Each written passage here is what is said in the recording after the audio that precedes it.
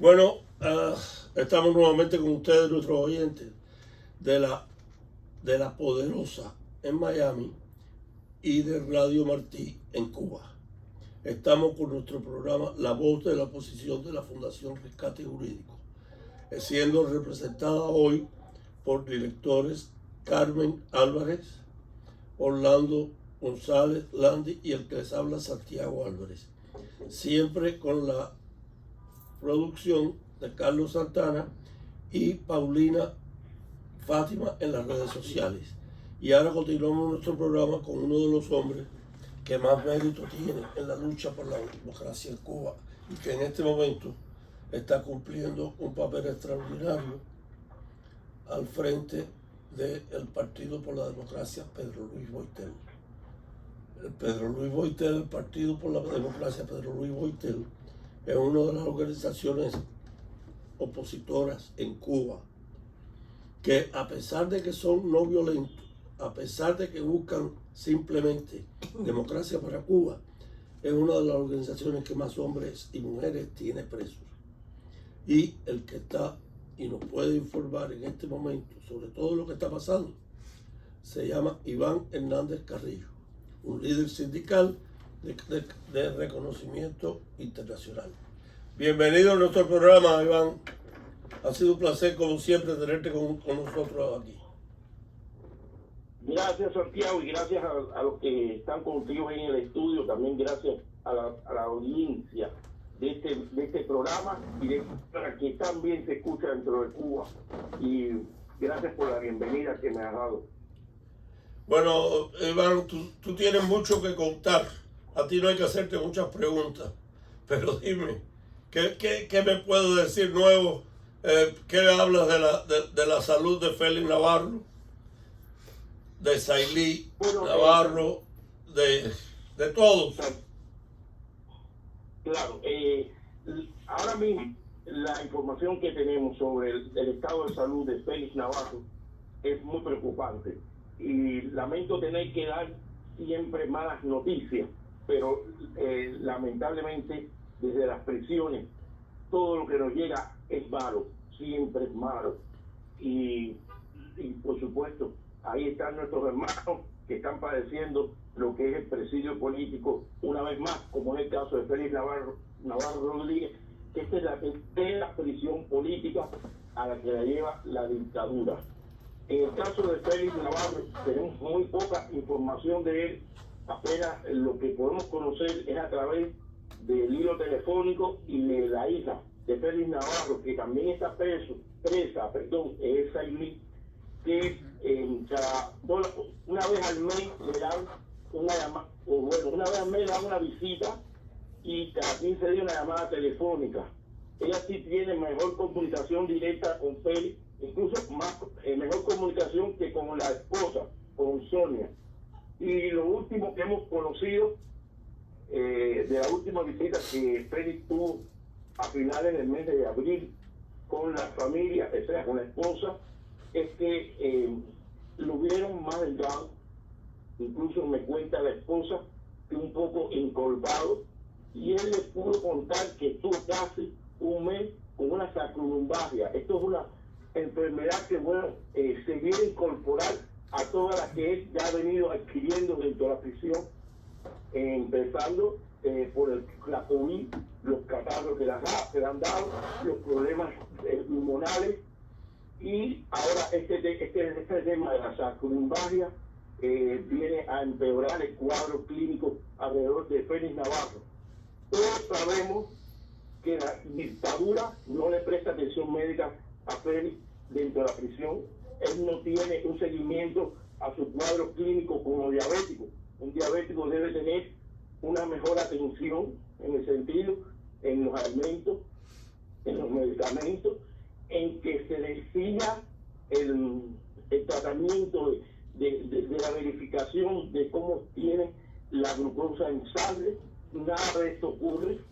Al contrario, la dictadura, la policía política, un oficial de la Gestapo ha comunicado a Félix Navarro a través de una doctora que se llama, o le dicen Cachita, pero que todos sabemos que es una testaferra de la dictadura, que Félix tiene una salud brillante, que Félix tiene una salud de como un niño de 15 años, y todos sabemos que eso no es cierto, que una persona como Félix Navarro, que tiene 69 años, no puede tener una salud tan brillante como la de un niño de 15 años, y menos cuando la esposa de Félix Navarro lo puede ver cada 45 días, y cada vez que lo puede ver, ve que tiene una situación más complicada, pero que además a todo esto se está sumando un vitiligo. Es una enfermedad que aparece en las personas, fundamentalmente empiezan a perder la pigmentación de la piel.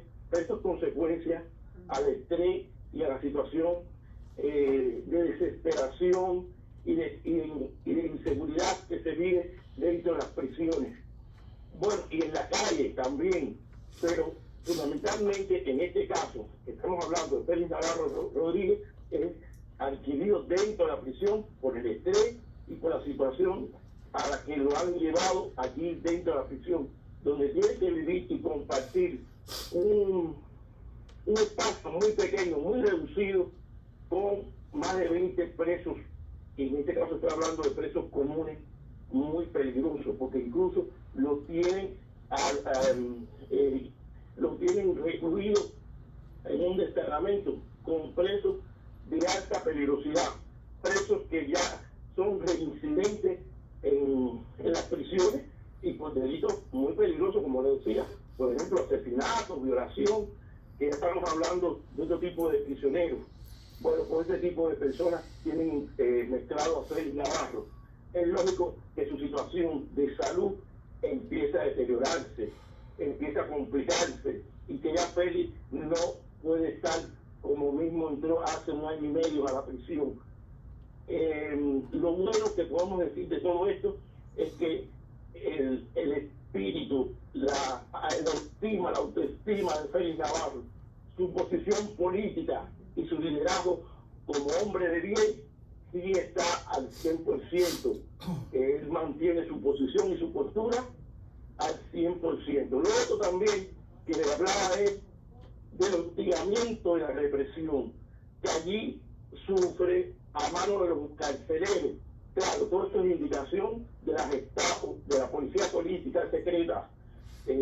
Allí está un oficial de apellido Pedroso, Nornui Pedroso, que es el jefe de orden interior de la prisión, que está a cargo de hacerle la vida imposible a Félix Navarro en la prisión, de hostigarlo y de reprimirlo a como es lugar, de robarle las pertenencias, de dar órdenes, de que le requisen las pertenencias y le roben las pertenencias. No son los presos, no estamos hablando de presos, estamos hablando de la policía, estamos hablando de los carceleros, quienes son los que cumplen las órdenes de la policía política.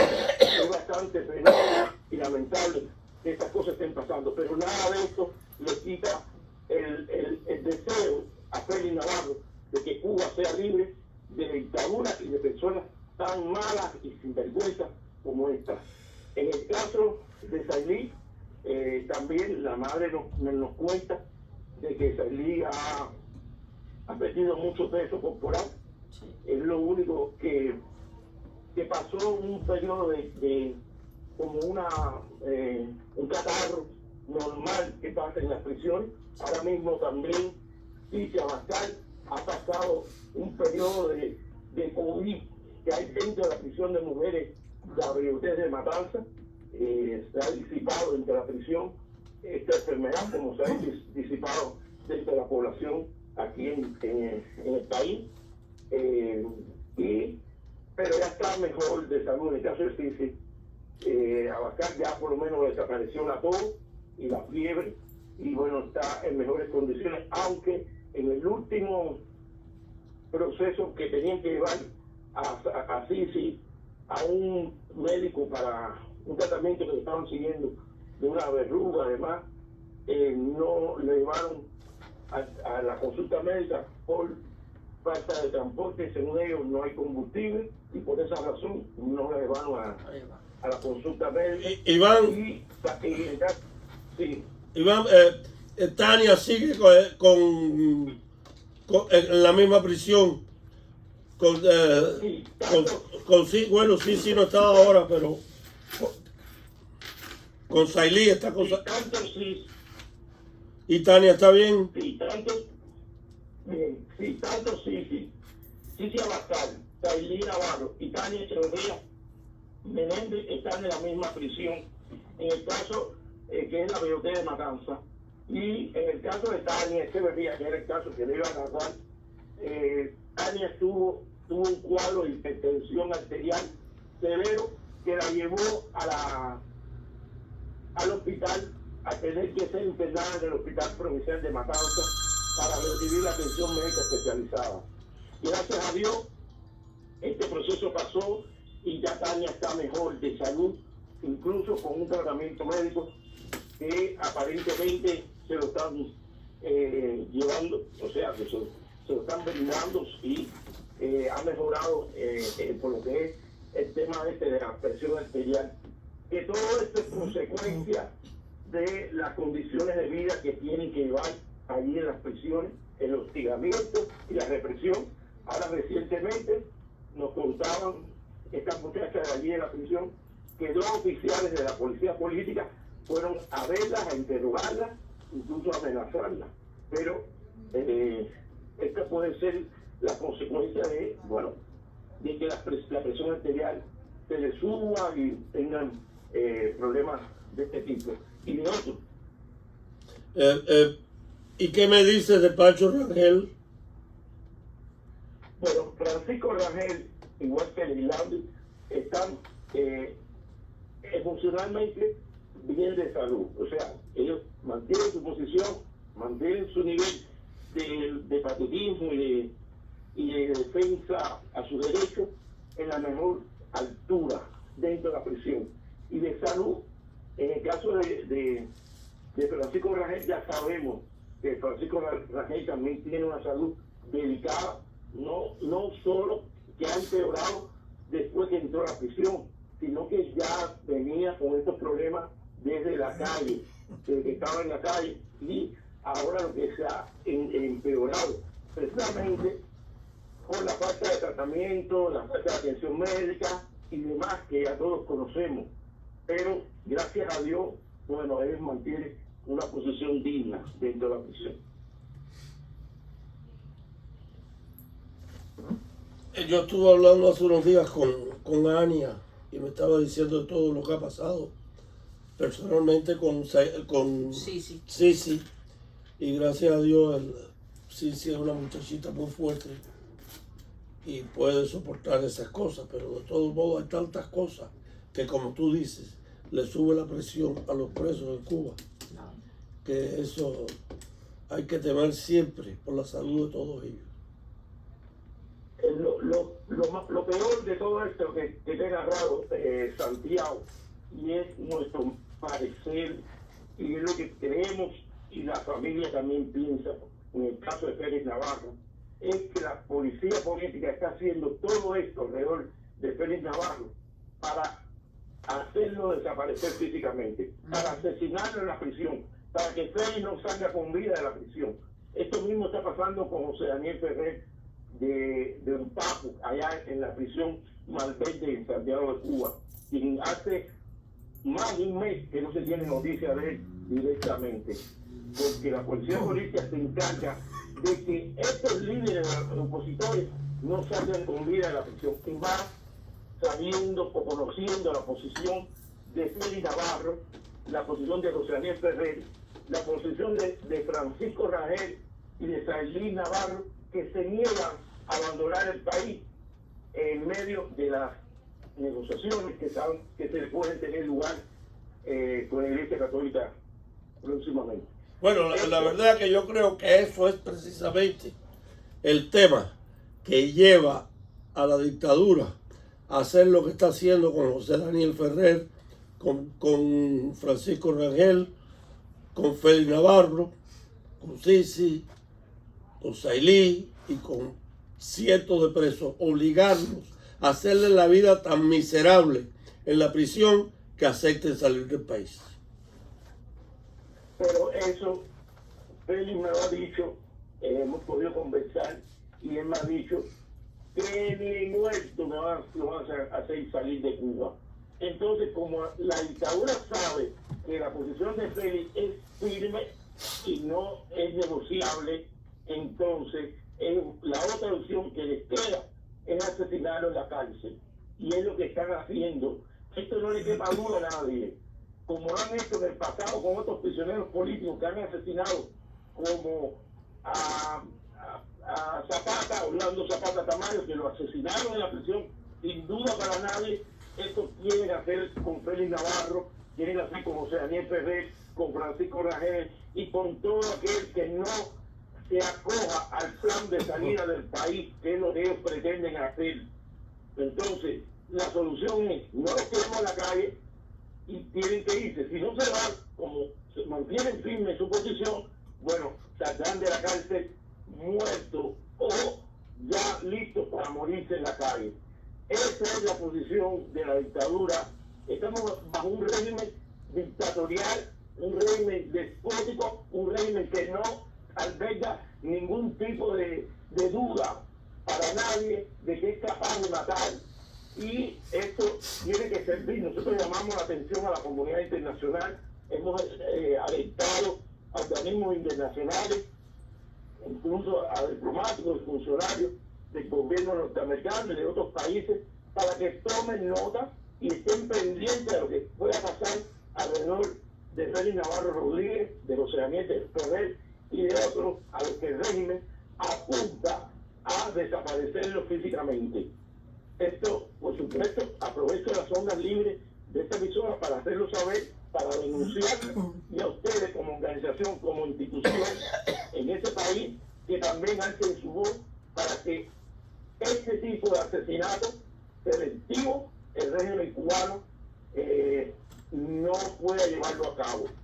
Esto no es una película, ni es una novela, es una realidad. La situación que estamos viviendo con estos presos políticos apunta a que el régimen cubano quiere deshacerse de ellos físicamente. Definitivamente eso es una verdad muy grande, y no lo hacen más visiblemente por la presión internacional que existe tratando de hacer que la dictadura afloje su violación a los derechos humanos. Si no es por eso, ya los hubieran fusilado o los hubieran matado como a Laura Pollán, o lo dejaban morir como a Zapata y a Pedro Luis Boitel, porque esa es la manera de que ellos trabajan. Iván, mismo, nosotros podemos ver el caso de Miguel Díaz Bauzá, un hombre de más de 80 años, y lleva 29 años preso. Ellos no tienen piedad con el que se le enfrenta. Ese señor se ha mantenido preso con una actitud respetuosa a su lucha, un hombre que no se ha envuelto en otra más violencia, un hombre que lleva años tranquilo, pero que no lo han podido doblegar. Un hombre con 81 años y 29 en las cárceles, y no son capaces de decir, bueno, ya este hombre cumplió, con dignidad ha cumplido su sentencia. Ellos no tienen perdón, ellos no tienen sentimiento, ellos no tienen... El problema es o te doblega o te muere. Así mismo, Landy, yo tuve la oportunidad, el privilegio de conocer a Miguel Díaz Bauzá en la prisión de Guamajal en el año 2010, cuando me tuvieron allí. Bueno, estuve desde el 2006 hasta el 2010. En ese periodo de 4 años que estuve en esa prisión, allí conocí a Miguel Díaz Bauzá. Es la persona más ejemplar, disciplinada, porque los presos políticos no quiere decir que porque sean presos políticos son personas que no tengan este tipo de valores humanos, ¿ok?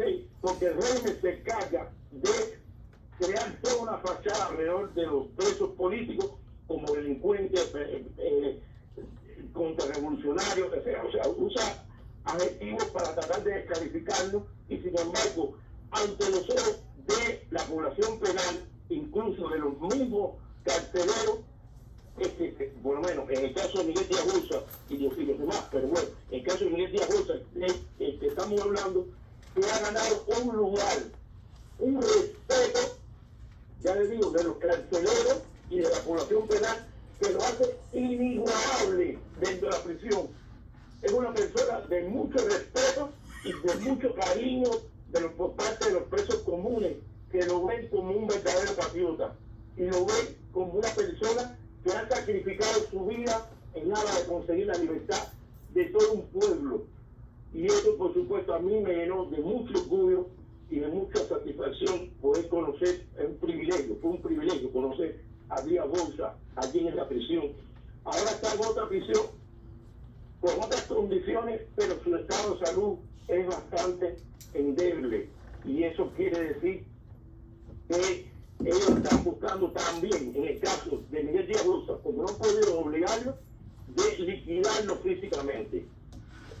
Sí, eso igual están haciendo en este momento a Yuri Valle Roja, uno de nuestros seminaristas que está presente, y que para ellos tiene además el pecado de siendo descendiente de un dirigente del gobierno en un momento determinado de la dictadura, se ha revelado y está desde hace años siendo un enemigo acérrimo de la dictadura. Así mismo. Yuri también es un excelente patriota. Sí, un señor. cubanazo a toda prueba, y claro, ellos le están pasando factura en el caso de Yuri, Sí. como se lo están haciendo con la esposa, Eraliri, a quien no dejan moverse prácticamente, la persecución constante, la amenaza, el hostigamiento y la represión para tratar de también de doblegarla y de impedir, o sea, de que Eraliri continúe exigiendo la libertad de su esposo, que está preso, que es un derecho que le corresponde. Pero bueno, la dictadura no entiende estas cosas, y el objetivo es doblegar y hacer que las personas se rindan ante el hambre, la miseria y el asco que se vive en este país. Bueno, Iván, no queremos dejarte ir sin hacer una mención de dos programas que tiene la Fundación Rescate Jurídico en las redes sociales, que se está viendo, se cambia toda la semana. Uno de los programas lo va a explicar Carmen Álvarez, a quien tú conoces muy bien, y se llama Historia de Mujeres Heroicas, y se refieren a heroínas de la época de la dictadura cubana, desde el 1959 hasta hoy. Hola Iván, ¿cómo andas? ¿Qué tal, Carmen? Un saludo y un gustazo por saludarte. Un saludo y un aunque sea saludo por el hilo telefónico. y un saludo a tu mamá, que es otra mujer heroica.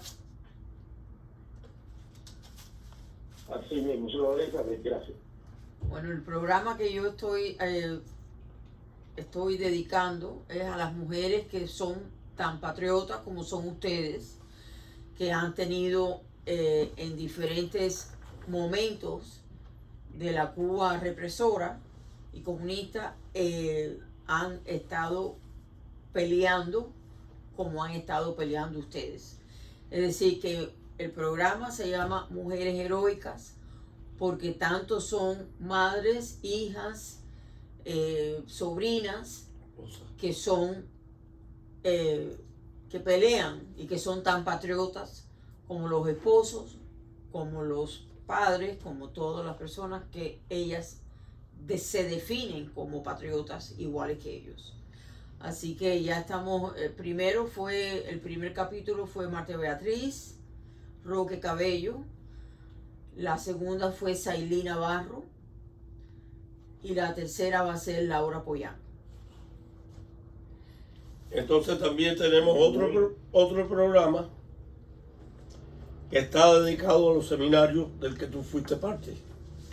Y entonces estamos poniendo toda la semana una conferencia de uno de los que vinieron a hablar con nosotros cuando traíamos a los seminaristas. El primer capítulo fue Carlos Alberto Montaner. Y estoy repitiendo una vez más que el que oiga estos programas que se pueden ver y oír por las redes sociales, Facebook, YouTube, por el portal digital de la Fundación Rescate Jurídico, que se fijen no solo en lo que dice un Carlos Alberto Montaner, un Pedro Roy, uno cualquiera de los conferencistas que vinieron, sino que vean también la interacción que hay entre el conferencista y los cubanos de Cuba que vinieron a esas conferencias. Los que vinieron desde Cuba, algunos de ellos nunca habían salido de Cuba. Y las preguntas y los comentarios que se hacen entre ellos es verdaderamente digno de admirar. Muy bueno, excelente iniciativa y esperemos que, bueno, no solo nosotros, la oposición, sino el pueblo pueda acceder a través de las redes sociales a estos seminarios que tan necesarios son para la formación de la política de los cubanos, porque yo fui uno de los seminaristas y por primera vez salía de Cuba, y lo que conocimos, lo que aprendimos con el mismo Carlos Alberto Montaner y otros que sirvieron de seminaristas allí fue excepcional. Es algo muy elocuente de cómo debemos proyectarnos en la vida, cómo podemos formarnos como personas de bien y políticamente, y que nos va a servir para nuestra lucha dentro de Cuba, para sacarnos de por vida, de por siempre, a este régimen despótico que oprime al pueblo cubano. Y esas son las armas que necesitamos para defendernos, para conocer y para salir adelante. Y rendir homenaje a personas, a mujeres, como ya decía Carmen, como Marta Beatriz, Laura Pollán, Tailín Navarro. En su momento pienso que también Berta Soler es una verdadera patriota y una mujer de principios irrevocables que no se pueden comparar por el valor y la dignidad que tiene. Y eso, por supuesto, ayudaría mucho a la oposición, que el mundo y que los cubanos dentro de Cuba, que tienen poco acceso a la información, a pesar de tener una internet limitada, porque ya sabemos que el ancho de banda, que el régimen nos permite tener es muy pobre, pero de algún modo llega la información y podemos acceder a ella. Y los cubanos estamos ávidos de información. Por lo tanto, la iniciativa es muy buena y es necesario seguirla promoviendo, anunciando en las redes sociales cómo acceder a ella, para que el pueblo, que es verdaderamente a quien debe llegar esta información, llegue y fragüe en ellos la convicción política de seguir luchando por la libertad de Cuba, que es lo más importante ahora mismo. Y ahora que el régimen está en el suelo, prácticamente ellos están pidiendo agua por señas, como decimos en un buen cubano. Esto sería un buen momento para derrocarlo.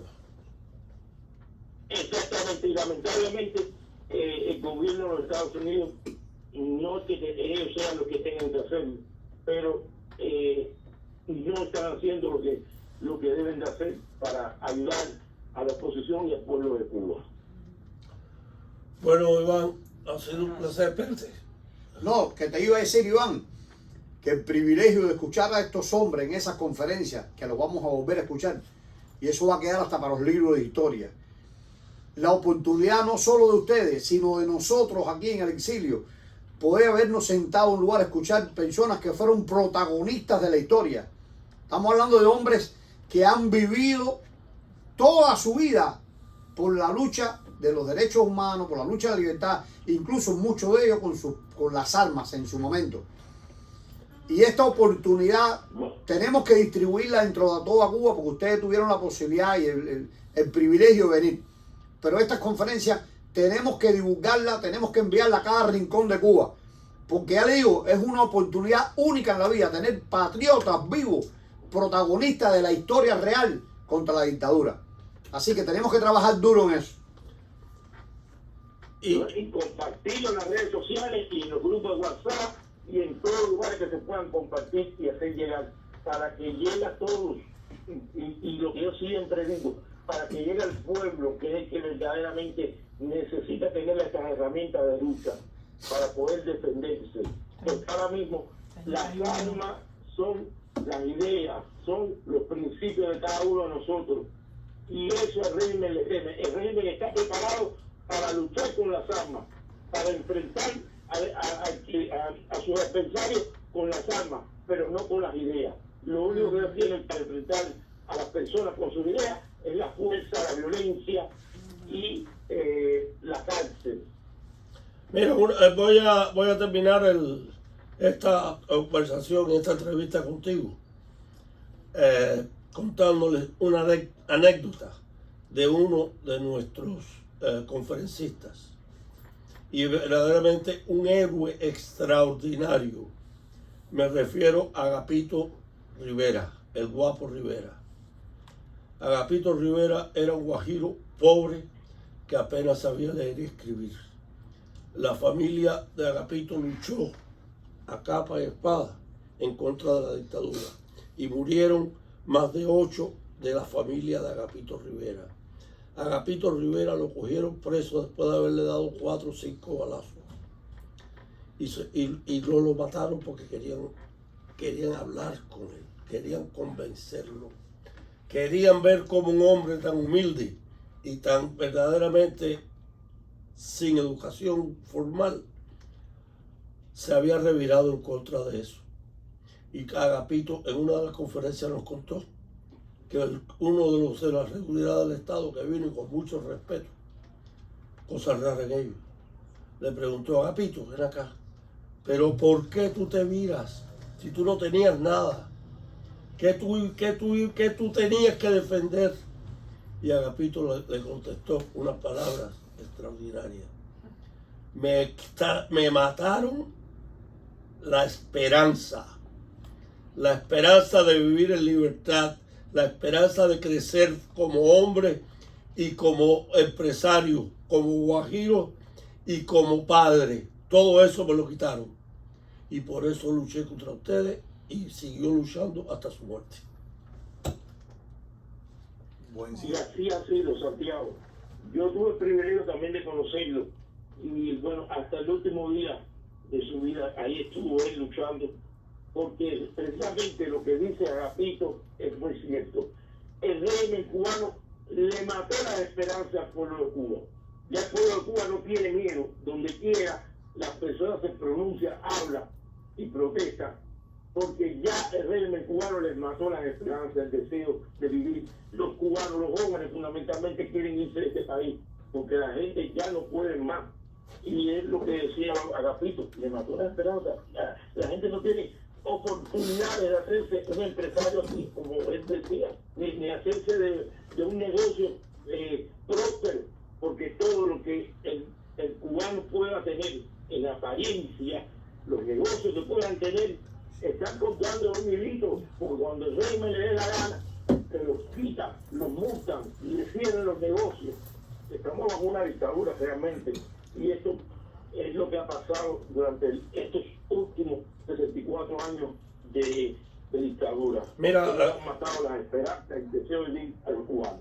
Seguro que sí. Y ahora les repito, esas entrevistas, esas conferencias que dieron hombres como Agapito, como Carlos Alberto, como Pedro Roy, Asulto, como Basulto, esas todas van a ser transmitidas por las ondas sociales, van a ser transmitidas por el portal digital de la Fundación, y tiene que ser promovida por todos ustedes, todos los que nos escuchan. Oigan, lo que les aseguro que van a salir satisfechos de haber oído estos programas. Y con esta nos despedimos. Volveremos nuevamente con ustedes la próxima semana con nuestro programa La Voz de la Oposición de la Fundación Rescate Unido. Saludos a todos. Gracias. Y nos vemos la semana que viene. Gracias, Iván.